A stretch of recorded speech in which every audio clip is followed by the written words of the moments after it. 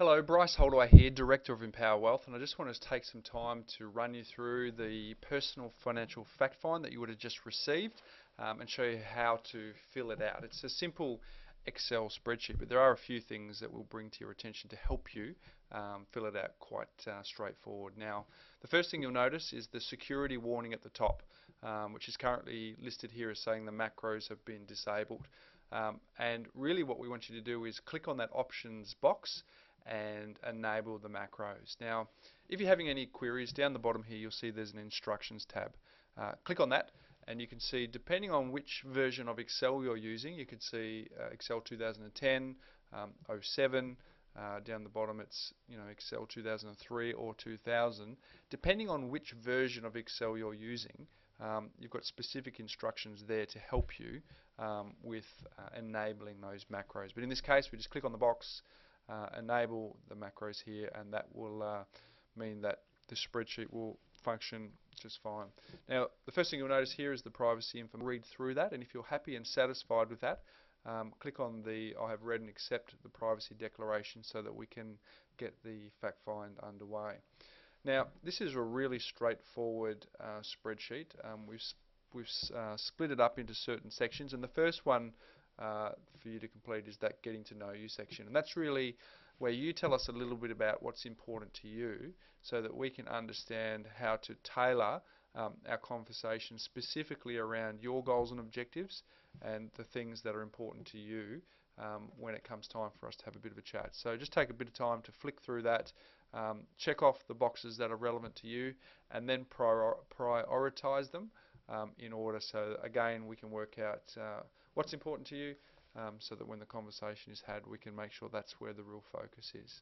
The spreadsheet should take you anywhere between 10 to 15 minutes in total to complete. So as you'll see, it's quite a straightforward information gathering process here. You'll see there's some drop down boxes that you can choose to make it a lot easier, and just methodically work through each page one after the other. Now down the bottom there you'll see the example of dependents. It's only got space for one. If you have more than one child, quite straightforward there. Just add as many boxes as you need for as many children as you have. If you accidentally push 4 like that one and you've only got 3, just delete the last entry. It's as simple as that. And as I said, methodically work through each and every one of these pages, taking time to make it as accurate as you possibly can before sending it to us. Now, one thing I didn't mention at the beginning is, as soon as you open the spreadsheet, if you could save it straight away onto your hard drive and continually save it as you go through this process, it'll make it easy for you when you need to return it and send it back to us. So again, just methodically work through each and every page.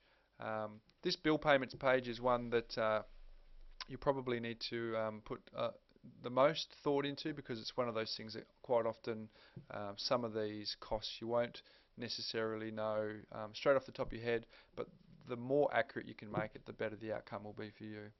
Now, the goal for us is to end up at the summary and outcome page here, which, as it suggests, is it's summarising each and every one of the pages that we've done prior, so that we can work out what the picture looks like for you at the end of the month.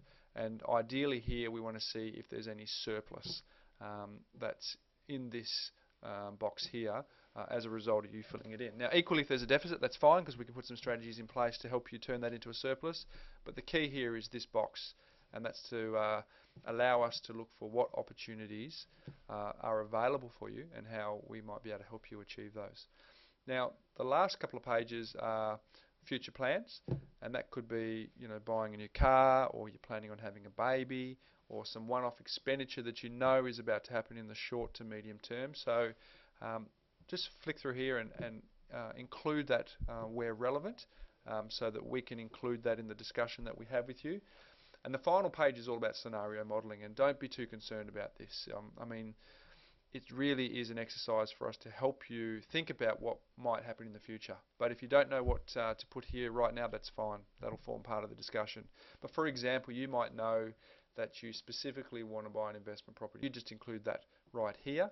But again, if you don't know, there's no need for concern. Leave it blank, and we'll have a discussion with you about what that scenario modelling might look like for you in the future.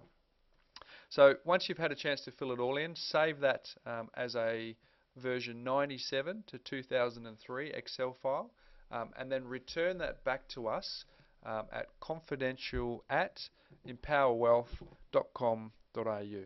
So thanks for taking the time to fill in the fact find. We look forward to chatting with you about the information that you provide, and we certainly look forward to seeing what opportunities may lay ahead for you.